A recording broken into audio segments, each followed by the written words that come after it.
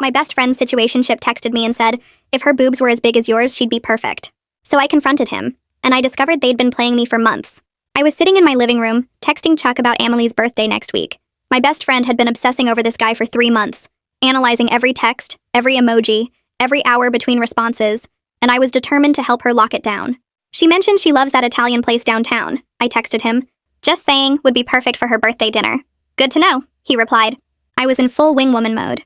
She's been so happy lately, BTW. She really likes you, Chuck. Like, really likes you. Yeah? 100%. She literally glows when she talks about you. And she's already planning to introduce you to her parents at graduation. You got a good one. I smiled, thinking about how excited Amelie would be if he actually planned something romantic. She deserved this. I was typing another message about her favorite flowers when his next text came through. There's just one thing, though. My stomach was turning now. Chuck, what are you talking about? Don't get me wrong, she's pretty. Just usually I go for girls who are more curvy. I felt uncomfortable, but tried to stay positive. Chuck, Amelie is beautiful. If you don't see that dash. But I never even got to send my message, because that's when he said it. If her boobs were as big as yours, she'd be perfect. I read it 3 times. My hands started shaking. This couldn't be real. I screenshotted it immediately, my mind racing. Amelie had been my best friend since freshman year.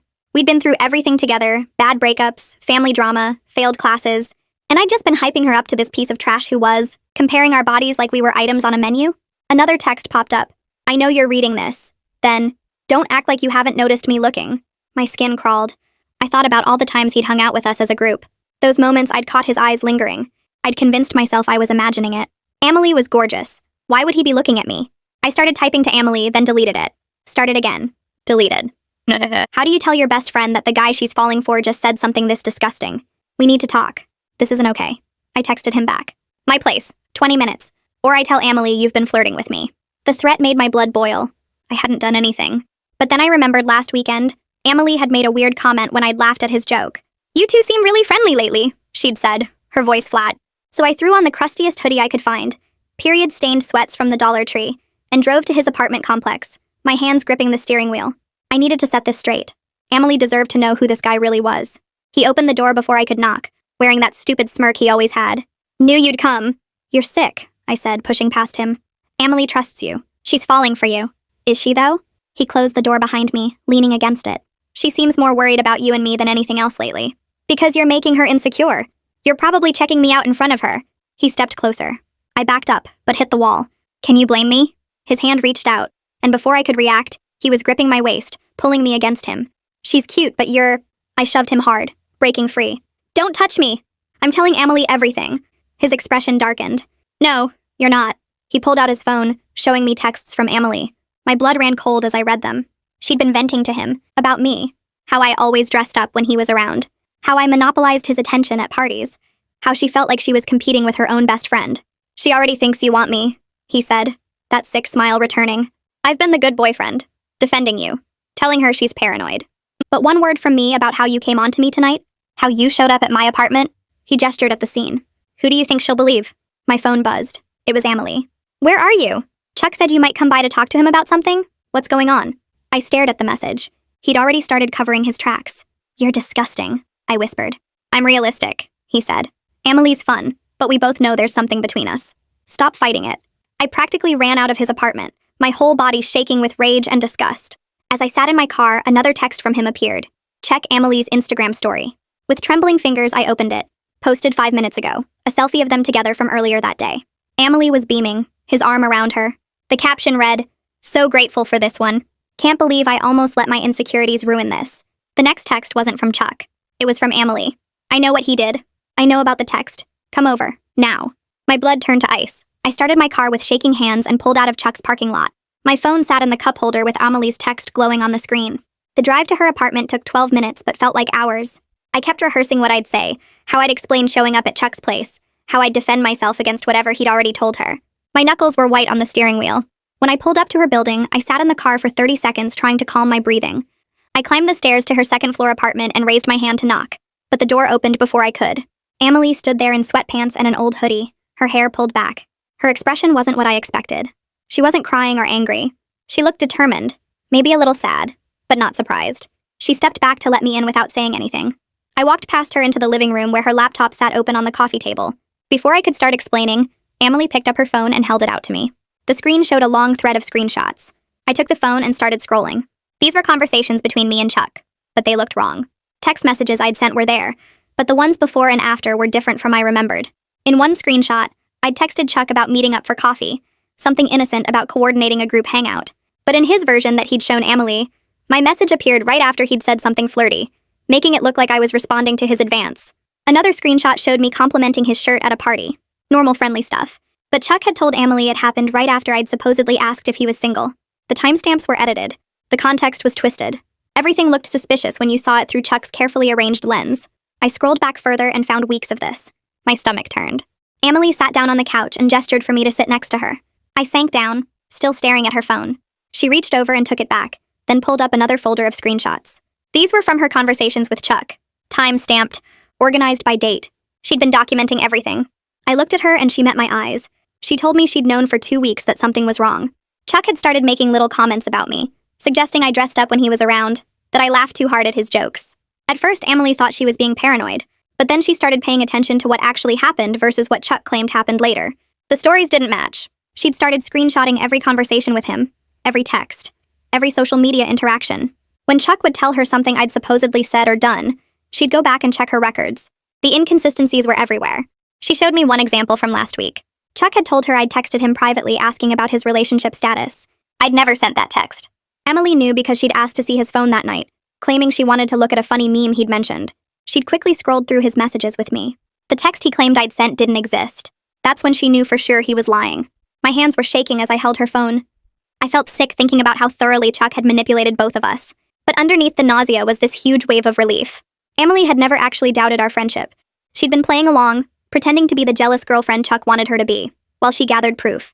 She'd been protecting us both by documenting his lies. I looked at her and saw my best friend, the person who'd known me since freshman year, who'd been strategic enough to build a case instead of just reacting emotionally. Amelie pulled up another set of screenshots. These were from 3 days ago. Chuck had texted her saying I'd been asking questions about whether they were official yet. He'd said I'd mentioned I thought he could do better. He'd told her I'd seemed really interested in knowing if he was happy. I'd never said any of that. Not even close. The actual conversation I'd had with Chuck 3 days ago was about Amelie's birthday dinner plans. That was it. Just me trying to help coordinate something nice for my best friend. But in Chuck's version to Amelie, he'd twisted my wingwoman efforts into evidence that I wanted him for myself. We sat there for the next 2 hours going through everything.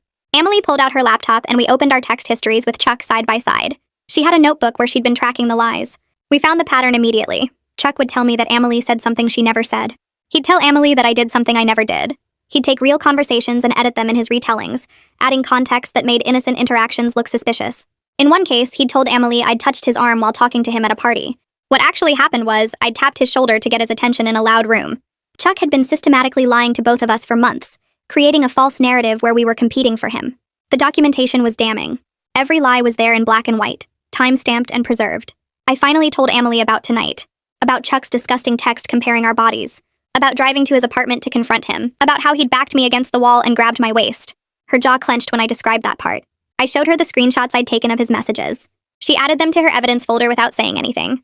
Then I told her about how Chuck had shown me texts where she'd been venting about me, how he'd threatened to tell her I came on to him, how he'd already texted her that I was coming over before I even arrived. Amelie closed her eyes for a second. When she opened them, she told me she'd suspected he was capable of something like this. That's why she'd started documenting everything 2 weeks ago. She'd needed proof before she could accuse him because she knew exactly what he'd do. He'd flip it around. He'd make himself the victim. He'd claim we were crazy or jealous or lying.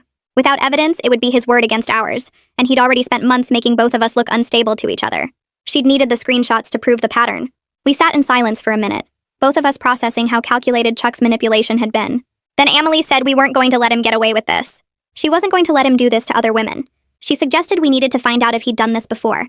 If there were other women who'd experienced his manipulation and gaslighting. I thought about all the times Chuck had mentioned his ex. He'd always painted her as crazy, obsessed, couldn't let go. Red flags everywhere according to him. Her name was Liana. Amelie looked at me and said something that made everything click into place. Guys who manipulate women always call their exes crazy. It's part of the pattern. They rewrite history to make themselves look like victims. I pulled out my phone and started searching. I typed Chuck's name into Instagram and scrolled through his followers until I found her profile picture from one of his old tagged photos. Liana Gregory. Her account was public, filled with pictures of her hiking and hanging out with friends, who all looked genuinely happy to be around her. Not the obsessed stalker ex Chuck had described at all. Amelie leaned over my shoulder and stared at the screen. We sat there for a minute, both of us knowing what we needed to do. but neither wanting to be the one to say it first. Finally, Emily broke the silence and said we should message her. I felt weird about it, though. Like, who randomly contacts their situationship's ex out of nowhere? That seemed like something a crazy person would do. But then I thought about Chuck's texts again, about how he'd backed me against a wall tonight, about all the lies he'd told both of us. Emily pointed out that if Leanna really was as unstable as Chuck claimed, she probably wouldn't respond anyway. And if she did respond, that would tell us something important about whether Chuck was lying about her too. I opened a new message and started typing, then deleted it. Started again. The message needed to sound normal, not accusatory or weird. I wrote that Emily and I were trying to understand some things about Chuck's behavior, and we were hoping she might be willing to talk to us about her experience with him. I kept it short and factual, just asking if she'd be open to a conversation. My finger hung over the send button for a solid 30 seconds before I finally pressed it. Emily and I both stared at my phone like it might explode. I set it face down on the coffee table and tried not to think about it, but my brain kept spinning through all the possible responses. Maybe Leanna would think we were insane. Maybe she'd screenshot our message and send it to Chuck. Maybe she'd block us without responding. My phone buzzed exactly 18 minutes later. I grabbed it so fast I almost dropped it. The message preview made my stomach flip. Leanna had written back saying, "Oh my God, finally," and asking if we could video chat right now. Right now. Not tomorrow, not later this week. Right now. I showed Emily the message and watched her eyes go wide. That immediate response told us everything we needed to know before we even got on the call. Leanna had been waiting for someone to reach out. She'd been waiting for someone to believe her. I sent back my video chat info, and within 2 minutes, my phone was ringing. Leanna's face appeared on screen, and she looked nothing like the crazy ex Chuck had described. She looked tired and relieved and maybe a little bit angry. She didn't waste time with small talk. She jumped straight into describing how Chuck had isolated her from her 3 closest friends over the course of 6 months. He'd told her that her best friend Joyce was flirting with him at parties. He'd said her roommate kept texting him inappropriate things. He'd claimed her friend from work had tried to kiss him when Leanna wasn't around. None of it was true, but Leanna hadn't known that at the time. She'd confronted each friend, started arguments, pushed them away. By the time she realized Chuck was lying, those friendships were already destroyed. Joyce had blocked her number. Her roommate had moved out. Her work friend had transferred to a different department to avoid her. Emily and I sat frozen, listening to Leanna describe a pattern that felt sickeningly familiar. The way Chuck would take real interactions and twist them just enough to make them look suspicious. The way he'd position himself as the reasonable one. The one trying to keep the peace while everyone else was being dramatic. The way he'd make Leanna feel like she was competing with her own friends for his attention. I asked if she still had any of the messages from back then. Leanna's face lit up in this grim way, and she said she'd kept everything. She switched to screen sharing and started pulling up screenshots from 2 years ago. The messages were almost identical to what Chuck had been sending us. The same manipulation tactics, the same gaslighting language, like he was reading from a script. In one screenshot, Chuck told Leanna that her friend Joyce had touched his arm while talking to him, and it made him uncomfortable. The exact same lie he'd told Emily about me. In another, he said Joyce kept finding excuses to be alone with him. Leanna scrolled through dozens of messages, each one showing Chuck systematically destroying her friendships, while pretending to be the victim. Emily grabbed my hand and squeezed it hard. We were both shaking. Leanna stopped scrolling and looked directly at the camera. She said there were 2 other women she knew of who'd had similar experiences with Chuck. One was a girl named Danielle who Chuck had dated briefly last year. The other was someone Danielle knew through mutual friends. Leanna offered to reach out to both of them right now and see if they'd be willing to share their stories. I told her yes before she even finished the sentence. Leanna said she'd create a group chat and add everyone. She disappeared from the video call and my phone immediately started buzzing with notifications. New group chat. Leanna added Danielle. Danielle added someone named Nova. Within an hour, we had 5 women total in this chat, all comparing notes on Chuck's behavior. The consistency was terrifying and validating at the same time. Every single woman described the same pattern. Chuck would target close female friendships and try to destroy them by making each woman think the other was a threat. He'd tell woman A that woman B was flirting with him. He'd tell woman B that woman A was jealous and possessive. He'd create drama and competition where none existed before. Danielle sent a screenshot that made my blood run cold. It was a text from Chuck to her roommate saying if her boobs were as big as yours, she'd be perfect. The exact same line, word for word. Danielle said Chuck had used that line to create jealousy between her and her roommate, making them both feel insecure and competitive. It was apparently his go-to move, his standard play from whatever sick playbook he followed. I felt like I might throw up. This wasn't just normal dating drama or a guy being a jerk. This was calculated and deliberate. Chuck specifically targeted close female friendships because destroying those bonds gave him power and control. He fed off the drama and the competition. He enjoyed watching women who loved each other turn against each other over him. Emily's voice cut through my thoughts. She said we needed to compile all our evidence into one document. Everything we had on Chuck's pattern of manipulation and gaslighting. Screenshots, timelines, testimonies from all 5 of us. The other women in the chat immediately agreed. Danielle said she'd start organizing her screenshots by date. Nova offered to write out a detailed timeline of her experience. Leanna said she'd create a shared document where we could all add our evidence. I looked at Emily and saw the same determination in her eyes that I felt building in my chest. Chuck had spent months, maybe years, destroying women's friendships for his own entertainment. But now we had proof. Now we had each other. And we weren't going to let him get away with it anymore. The next morning, I woke up with my laptop already open and started creating folders for each woman's evidence. I named them by date ranges so we could see the timeline clearly. Leanna's screenshots went back to 2021, showing Chuck using the exact same tactics with her roommate that he'd tried on me and Emily. Danielle's messages were from last spring when he'd dated her briefly, while texting her best friend behind her back. The other two women had similar stories from different time periods. I spent hours organizing everything into one master document with sections for each relationship he'd ruined. The pattern was so obvious once you saw it all laid out together. He always targeted women who were close friends. He always made comments about their bodies to create insecurity. He always played them against each other by lying about what each one said. By noon, I had a 15-page document with screenshots, dates, and written statements from all 5 of us. My phone buzzed with a text from Chuck and my stomach turned before I even opened it. He was asking why I ran away last night and if I wanted to talk about what almost happened between us. The gaslighting was so clear now that I could see his whole playbook. He was trying to rewrite what actually happened in his apartment, making it sound like there was some mutual attraction instead of him cornering me against a wall. I immediately took a screenshot of his message and added it to page 16 of our evidence document. Emily called me right after and I told her about the text. She said I should respond to him but keep it neutral, act like his manipulation was still working, so he wouldn't know we were preparing our next move. I typed back something vague about needing space to think, and he responded with a heart emoji that made my skin crawl. An hour later, Nova texted me asking if something happened with Chuck, because he'd been posting weird stuff on social media about fake friends and jealous girls. I felt my chest get tight because this meant his preemptive strike had already started. He was trying to control the narrative before we could tell anyone the truth. I told Nova I could explain everything and asked if she wanted to meet for coffee. She said yes, and we agreed to meet at the campus Starbucks in an hour. I grabbed my laptop with all the evidence saved and drove over there early.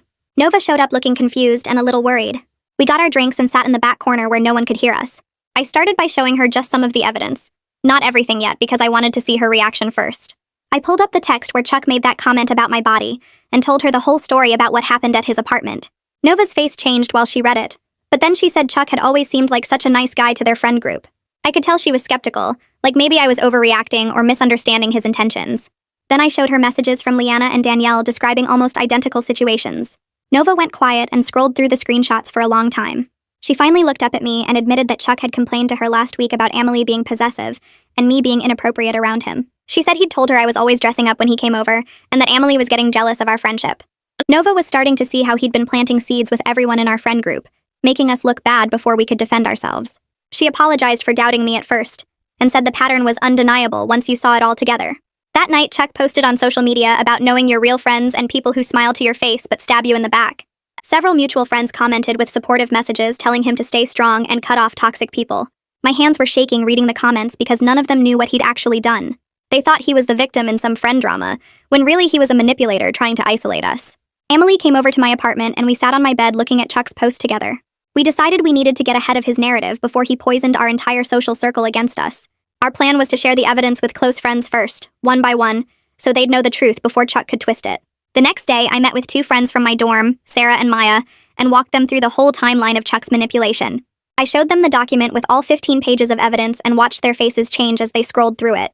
They were shocked, but they believed me, especially when they saw messages from the other women describing the same exact pattern. Sarah said she'd noticed Chuck making weird comments about female friendships before, but she'd thought it was just him being awkward. Maya remembered a time when Chuck had told her that Emily seemed really jealous and controlling, which now made sense as part of his manipulation strategy. They both promised to help spread the truth to other people in our friend group. That same night, Chuck apparently noticed people were acting different around him because he texted Emily asking if I'd been spreading lies about him. Emily responded calmly saying she just wanted to talk in person about some things. Her response was perfect because it didn't give anything away, but also didn't let him think he was getting away with it. I could tell Chuck was getting nervous because he sent 3 more texts in a row asking what she wanted to talk about and saying he could explain everything. Emily left him on read and texted me instead saying his desperation was showing. The next day, we picked a coffee shop near campus with big windows and lots of people around. Emily texted Chuck saying she wanted to talk and he agreed to meet at 2 o'clock. I got there 30 minutes early and sat at a corner table where I could see everything, but wasn't obviously with Emily.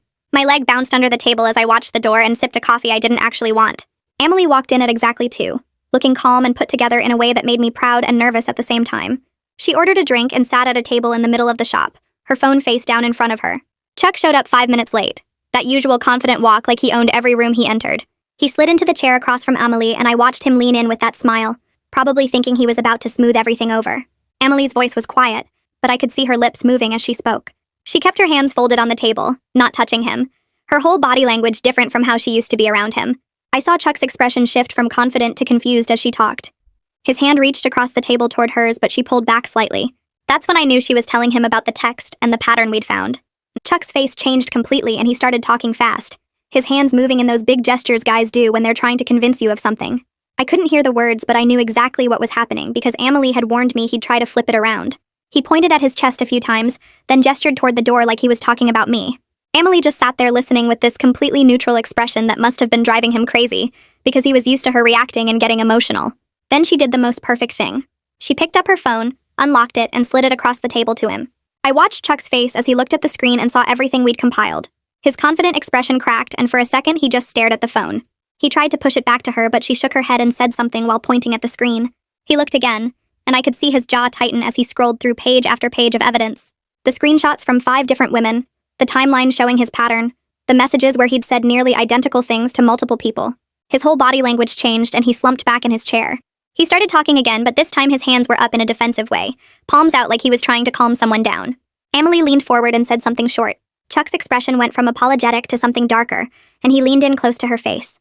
I tensed up, ready to walk over, but Amelie didn't move. She just stared at him until he sat back. Then she stood up, picked up her phone, and walked out without looking back. Chuck sat there for a minute looking stunned before he got up and left in the opposite direction. I waited 5 minutes before leaving and met Amelie at her car 2 blocks away. She was shaking, but she smiled when she saw me. That night, I was lying in bed scrolling through social media when Chuck's post appeared at the top of my feed. It was long, probably 500 words about how hard it is to be a good guy in today's world, where women team up and make false accusations. He talked about toxic femininity and how some women can't handle rejection, so they create stories to ruin men's lives. The comments started rolling in immediately. People from our classes and mutual friends saying they were sorry he was going through this and that they believed him. My stomach turned reading the supportive messages from people who had no idea what he'd actually done. 3 people messaged me within an hour asking what happened and if I was okay. They said Chuck had been texting them privately, saying I'd tried to kiss him at his apartment, and that Amelie was just defending me because she didn't want to believe her best friend would do that. His version was spreading through our friend group faster than we could counter it. I screenshot every message and added them to our evidence document. Nova's text came through at almost midnight and my hands were shaking as I read it.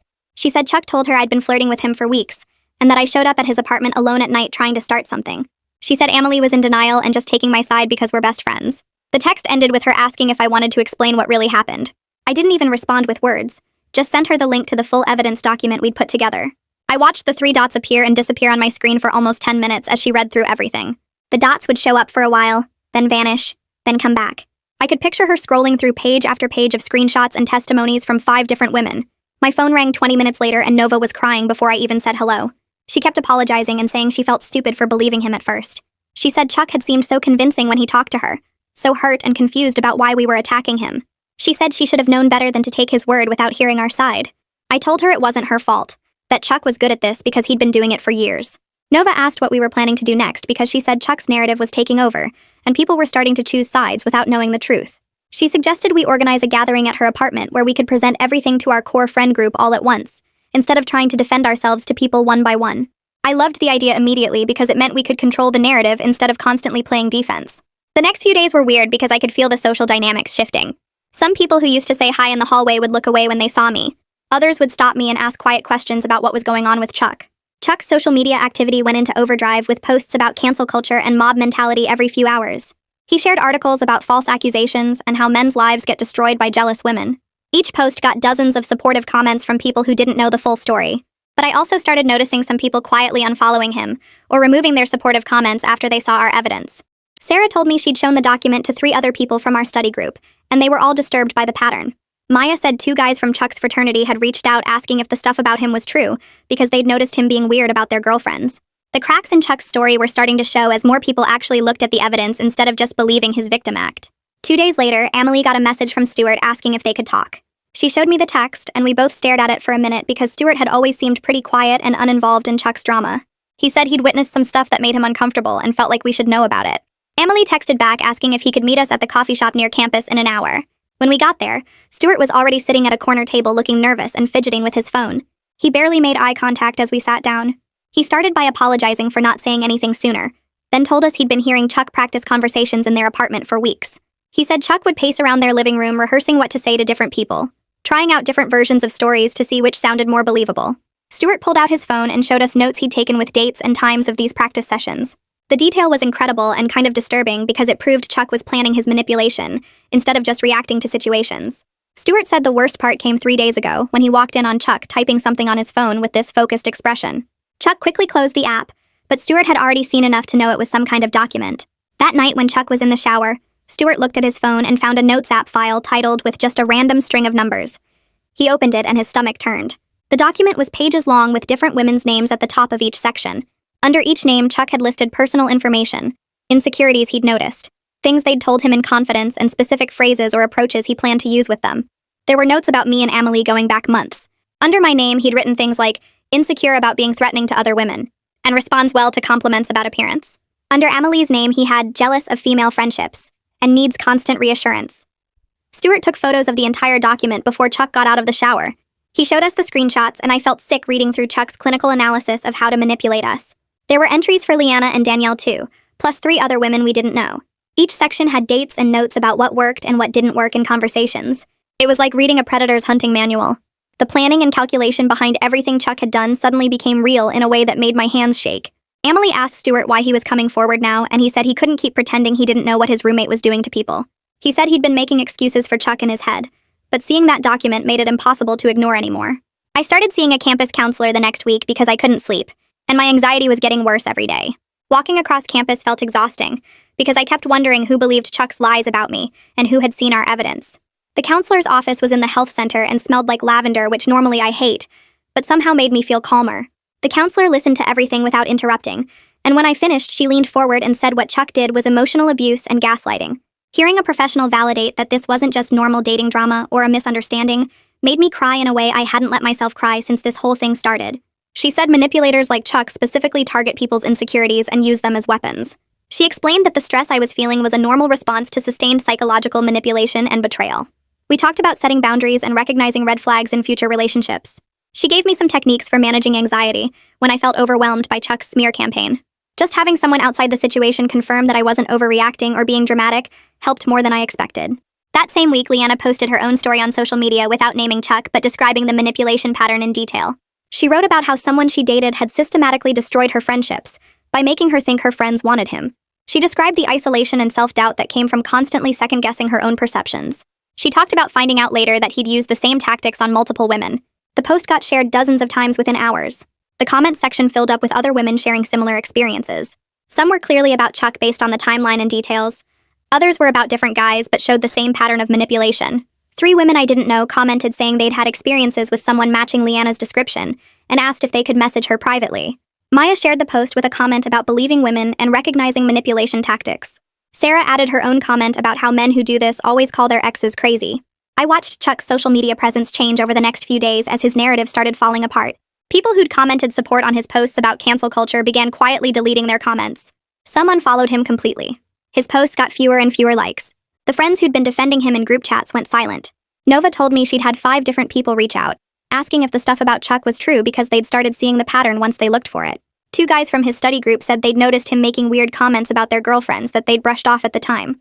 Someone from his fraternity said Chuck had tried to convince him his girlfriend was flirting with other guys when she definitely wasn't. The comparison of notes happening across our social circle made Chuck's manipulation obvious to everyone who bothered to actually look at the evidence instead of just believing his victim act. Nova called me and Amelie suggesting we organize a gathering at her apartment where we could present everything to our core friend group all at once. She said about 12 people needed to hear the full story with all the evidence laid out properly, instead of getting bits and pieces through the rumor mill. We agreed immediately because it meant controlling the narrative instead of constantly defending ourselves to individuals. We spent 2 days preparing a presentation on Nova's laptop with a timeline of Chuck's manipulation and evidence from all 5 women. We organized the screenshots chronologically so people could see the pattern develop over years. We included Stuart's photos of the Notes app document and his testimony about the practiced conversations. The night before the gathering, Chuck sent me a message that made my skin crawl. He said he'd tell everyone the truth about what really happened if I agreed to let this whole thing go. He said we could both move on and nobody else had to get hurt by this drama. I screenshotted it immediately and sent it to Amelie and Nova. The desperation in his message was obvious and pathetic. He was trying one last manipulation attempt to avoid facing consequences. I added the screenshot to our evidence folder with a note about the timing. His offer to tell the truth only when backed into a corner showed he knew exactly what he'd done and was just trying to escape accountability. At Nova's apartment the next evening, 12 people crowded into her living room, sitting on couches, chairs, and the floor. Emily and I stood near the TV where we'd pulled up our presentation. The room got quiet as we started walking through the timeline. We showed Chuck's initial messages to me about Emily's body. We showed how he'd been feeding Emily edited versions of our conversations to make her jealous. We showed Leanna's evidence from 2 years ago with nearly identical manipulation tactics. We showed Danielle's screenshots and the 3 other women's testimonies. We showed Stuart's photos of the Notes app document with Chuck's calculated plans for manipulating each of us. People scrolled through the evidence on their phones as we talked. Nobody said anything, but I could see their expressions changing as they realized how extensive and deliberate Chuck's manipulation had been. Sarah kept shaking her head. Maya had tears in her eyes. The 2 guys from Chuck's study group looked angry. About halfway through our presentation, there was a knock on Nova's door. She opened it and Chuck walked in uninvited, saying he had a right to defend himself against these accusations. The room went tense immediately. Chuck started talking about how we were taking things out of context and that he'd made some mistakes, but we were blowing everything out of proportion. He said the Notes app was just him processing his feelings and that everyone keeps private notes about their relationships. He said we were trying to destroy his reputation because Emily was jealous, and I was bitter that he'd rejected me. Stuart stood up from where he'd been sitting on the floor. He looked at Chuck and said he'd heard him practicing these exact denials in their apartment last night. He told the group about the rehearsed conversations he'd witnessed for weeks. He described walking in on Chuck typing the Notes app document and finding pages of calculated manipulation strategies. He said Chuck had specifically planned how to make Emily jealous of me and how to make me feel like I was threatening their relationship. Stuart's testimony, coming from Chuck's own roommate, completely destroyed whatever defense Chuck had tried to mount. One by one, people in the room started speaking up about moments they'd dismissed before. Maya said Chuck had told her I dressed provocatively around him and seemed interested. One of the study group guys said Chuck had made a weird comment about his girlfriend being too friendly with other men. Sarah remembered Chuck suggesting Emily was obsessed with him in an unhealthy way. Another friend brought up how Chuck had called his ex Leanna crazy and obsessed when they'd asked about her. Each person's story added another piece to the pattern until it became impossible to see Chuck's behavior as anything other than deliberate manipulation of multiple women over years. The room full of people who'd known Chuck for months or years all saw the truth at the same time, and his power to control the narrative evaporated completely. Chuck grabbed his jacket and walked out of Nova's apartment without saying another word. I watched through the window as Sarah and 2 guys from his study group followed him into the parking lot. They weren't leaving with him as support. They were making sure he understood he wasn't welcome at future hangouts. Sarah's arms were crossed and she was shaking her head while one of the guys pointed back toward the apartment building. Chuck got in his car and drove off alone. The next week felt like watching dominoes fall. Maya told 3 people from her sorority what happened. Those 3 people told their friends. Stuart posted a vague story on social media about recognizing manipulation tactics, and several people commented asking what happened. He didn't name Chuck directly, but everyone in our social circle knew exactly who he meant. Chuck stopped showing up to the usual coffee shop where our group studied on Tuesday nights. He didn't come to the campus bar on Friday. By the following Monday, he'd blocked most of our mutual friends on Instagram and Twitter. His last post before going private was some quote about fake friends and loyalty that got 0 likes. My phone buzzed with a group chat notification. Danielle had sent a screenshot to our group with all the women Chuck had manipulated. The message showed Chuck trying to apologize to her through Instagram DMs. He claimed he'd been going through a rough time and made some mistakes, but we were all blowing things out of proportion. He said he hoped she could forgive him, and maybe they could talk. Danielle responded in the group chat that she'd blocked him immediately, and wanted to warn us he might try reaching out to others looking for sympathy. Leanna confirmed she'd gotten a similar message that morning. I checked my message requests and found nothing, which probably meant he knew I wouldn't respond anyway. Emily came over to my apartment that Thursday night with takeout, and we ended up talking for 3 hours. She sat cross-legged on my bed picking at her pad thai, while explaining how Chuck had made her feel inadequate about her appearance from the start. He'd made little comments about other women being curvy or having nice bodies, never directly insulting her but always planting seeds of comparison. She'd started wearing push-up bras around him and considering getting work done even though she'd never cared about that stuff before. The manipulation had been so slow and steady that she didn't realize it was happening until she started documenting everything. I told her about my own stuff, about how I'd spent years feeling like I was somehow threatening to other women's relationships just by existing, how I'd started dressing down around couples and trying to make myself smaller and less noticeable, how Chuck had weaponized that exact insecurity by making me think Emily saw me as competition. We talked about how he'd taken normal feelings that everyone has sometimes and twisted them into tools for control. He'd found our weak spots and pressed on them over and over until we started doubting ourselves and each other. Emily grabbed my hand and made me look at her. She said our friendship surviving Chuck's attempts to destroy it proved it was real in a way that actually meant something. We made a pact right there to communicate directly with each other from now on, instead of letting anyone play us against each other again. If either of us felt weird about something the other did, we'd talk about it immediately instead of letting it fester. No more assuming, no more letting other people interpret our actions for us. Nova started hanging out with us more after everything came out. She told me over coffee that she'd learned her own lesson about believing manipulative people just because they seemed charming on the surface. Chuck had been so good at playing the nice guy that she'd almost dismissed our evidence as some kind of misunderstanding. Now she was paying attention to red flags in our social circle and calling out concerning behavior when she saw it. Last weekend, she'd shut down a guy at a party who was talking about his girlfriend in ways that reminded her of how Chuck used to talk about Emily. I kept going to my therapy appointments at the campus counseling center. The counselor helped me work through my trust issues around men and friendships. We talked about recognizing manipulation tactics early, about trusting my gut when something felt off, about not dismissing my own discomfort to keep the peace. She gave me a list of red flags to watch for in future relationships, things like love bombing, isolation from friends, gaslighting, and triangulation. I realized Chuck had checked almost every box on that list. The sessions helped me understand that what happened wasn't my fault, and that I could protect myself better going forward without becoming paranoid or closed off to everyone. 3 weeks after everything came out, Emily's birthday finally arrived. We celebrated at that Italian place downtown she'd mentioned to Chuck months ago, the one he never took her to. Our group filled 2 tables, all real friends who'd believed us and supported us through the drama. Nova sat next to me making jokes about the wine list. Stuart brought Emily a plant as a gift because she'd mentioned wanting to start a little garden on her balcony. Leanna and Danielle came too, having become part of our extended friend group through our shared experience with Chuck. Someone made a joke about starting a support group for survivors of Chuck's manipulation, and we all laughed harder than we probably should have. At dinner, Emily stood up with her wine glass and got everyone's attention. She thanked me specifically for being honest with her about Chuck's comment, instead of hiding it or trying to handle it alone. She said me screenshotting that message and bringing it to her attention had probably saved her from months more of manipulation and gaslighting. She said our friendship surviving this whole mess proved it was real in a way that felt really meaningful, that we'd been tested in the worst possible way, and came out stronger. Everyone at the table raised their glasses, and I felt my eyes getting wet, but in a good way this time.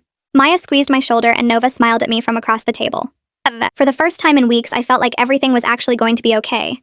Not because the situation was resolved, but because I had people around me who genuinely cared and who I could trust to have my back when things got hard. The weeks after that birthday dinner brought changes I didn't expect. I started noticing things I used to ignore, like when a guy in my study group made weird comments about women's bodies, or when someone tried to make me feel bad for setting boundaries. My therapist gave me a whole list of manipulation red flags to watch for, and I realized Chuck had done almost every single one. Love bombing, isolation tactics, gaslighting, triangulation, all of it. I stopped dismissing my gut feelings just because someone seemed nice on the surface. The experience sucked, but it taught me to pay attention when something felt wrong instead of talking myself out of my own instincts. Leanna and Danielle started hanging out with our group pretty regularly after everything came out. Last Friday, we all met up at this coffee shop near campus, and Danielle made a joke about how we should start an official support group for survivors of Chuck's manipulation. We could have matching t-shirts and everything. Everyone laughed, but honestly it felt good to be connected with people who understood what we'd been through.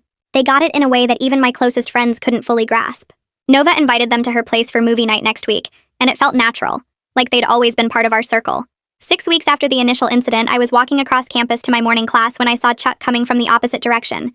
My stomach dropped for a second out of habit. But then he looked up, saw me, and immediately looked away. He actually changed direction to avoid walking past me. I kept going straight and realized I wasn't scared of him anymore. He had no power over me or my friends now. Everyone knew what he'd done, and his whole manipulation game was completely destroyed. He couldn't twist stories or make people doubt themselves when we'd all compared notes and exposed his pattern. I felt lighter somehow, like I'd been carrying around this weight and didn't even know it until it was gone. Yesterday, Emily and I were sitting in her apartment looking at weekend trip options for next month. Just us, celebrating our friendship, surviving Chuck's attempts to destroy it. She found this cabin rental near a lake about 2 hours away, and we started planning hiking trails and what snacks to bring. I felt grateful we'd trusted each other enough to compare notes instead of letting his lies win. We could have easily turned on each other like he wanted, but we chose communication instead. Now I have friendships built on real trust and honesty, rather than the drama and games some people try to create. Emily looked up from her laptop and said she was glad I'd screenshotted that first disgusting message because it started the whole chain of us figuring out the truth. I agreed, and we went back to planning our trip, excited about having a whole weekend just us without any manipulation or lies or someone trying to come between us.